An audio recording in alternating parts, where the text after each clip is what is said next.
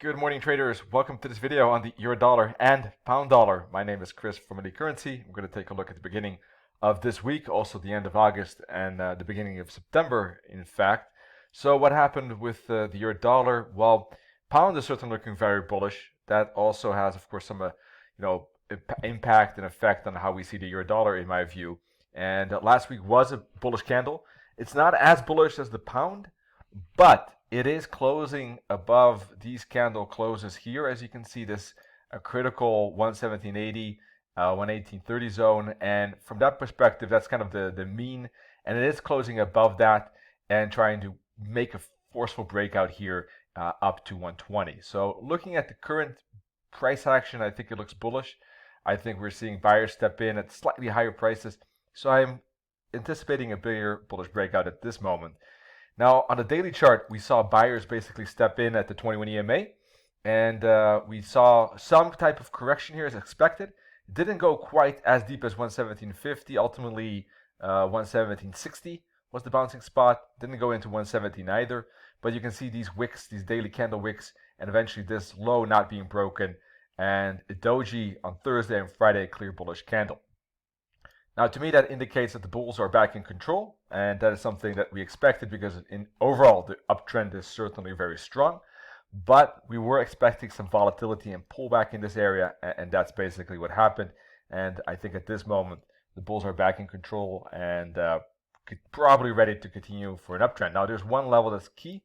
That's the head and shoulders level. So from my perspective, if on Monday or Tuesday, there's a strong bearish engulfing twin like that, of course, that removes the bullish case, and the bullish outlook is out of the window for the moment, right? And if there's engulfing bearish candlestick pattern here, well, in that case, price is likely to go down to 117 and test support, and there should be some bearish pullback and pressure here. 117 could still remain the bouncing spot, by the way, because ultimately all of this is support within the trend, and there's a fair chance that buyers will step in here and use that support for some type of bounce at the very minimum, if not a full-fledged uptrend continuation. So that's a key level still. Now, I don't expect a bearish bounce, but or a reversal, I should say, but what could be expected is maybe some retracement. Let's take a look at the 4-hour chart.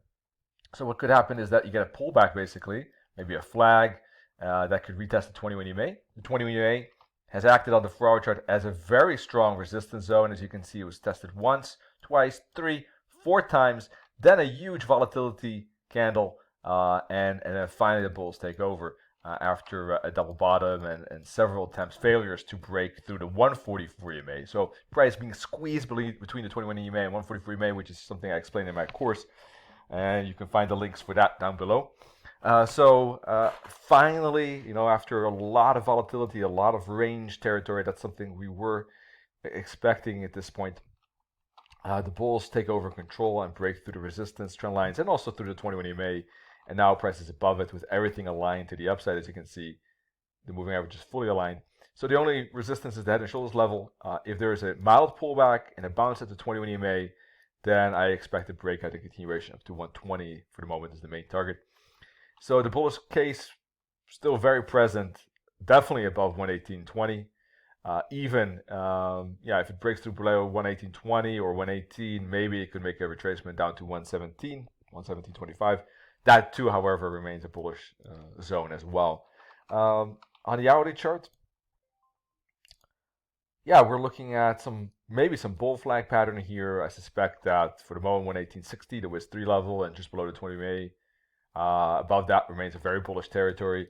Any flag here and breakout of that flag looks good in my eyes, for a follow through to the upside. And that's the same really valid for the pound USD, even more so probably than the euro dollar, because the pound USD has about the same size, I guess. Maybe it's slightly bigger probably, the pound USD candle.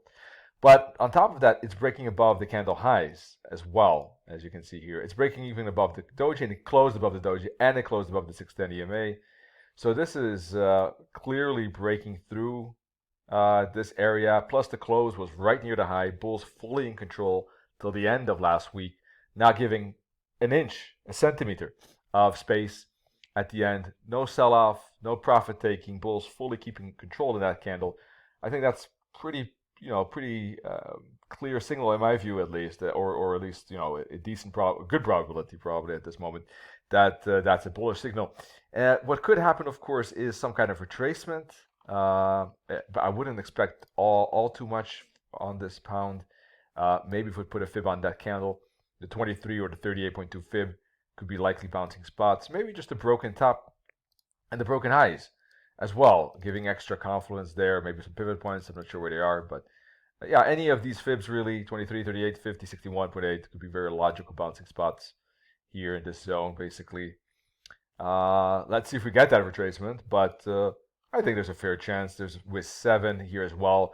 So if we get any kind of retracement, I think it's quite likely that price will retest the 21 EMA again. I think that the with 6, the previous tops, the previous bottoms, the 21 EMA are likely bouncing spots. If I have to choose one fib that seems to be the best candidate, I would say the 38.2 fib at 132.90 in my view. Seems to have the best papers, and probably the second best, maybe the 50 fib, just below the 21 EMA. I wouldn't expect much more, to be honest. 132.75 or 133 basically. I think could be bouncing spots and support levels for an uptrend continuation. And the main target is with 8 on the hourly chart, and it's all the way up to 135. Now that price is showing momentum, I think that that momentum is likely to continue, and there could be a solid continuation, a solid push up here up to that 135. That's something we discussed already here. In fact, when we took this pull, added a consolidation, and added that pull, I think we even had 137 as a potential target. Price, was hanging around here, making a flag, but ultimately breaking above the 21 EMA at this point. Let's zoom in a little bit. And yeah, we had an intraday breakout we spoke about here up to the top of that channel. That's what happened indeed.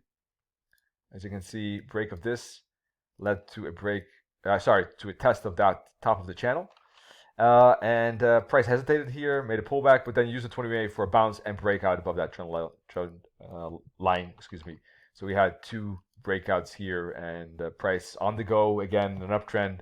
And I suspect that any pullback is fast and quick, and any continuation is relatively fast and quick too, in fact, at this moment with a target of 135. That's my view. Now, that would change, I think, only if really price breaks through 131.80. Really, or something like that, below the 21 EMA, I would become a little bit suspicious. And yeah, it depends a little bit. I would say that in that case, you gotta reevaluate things, and there might be a bigger correction lower, down to the 144 EMA, because here ultimately price didn't reach the 144 EMA. I was thinking it could, but it kind of missed it by a few pips. So bull stepping in a little bit earlier. So that, in theory, could happen, but I don't think that's likely, as once again, my view, I'm just talking about what-if scenarios. My personal view is bullish, and yeah, let's see if we get that pullback continuation. I mean, we don't know. Price might just make a flag like that, not even get that deep, and then break the flag, and that actually would be quite a bullish signal too, if it goes flat like this and breaks, in my view.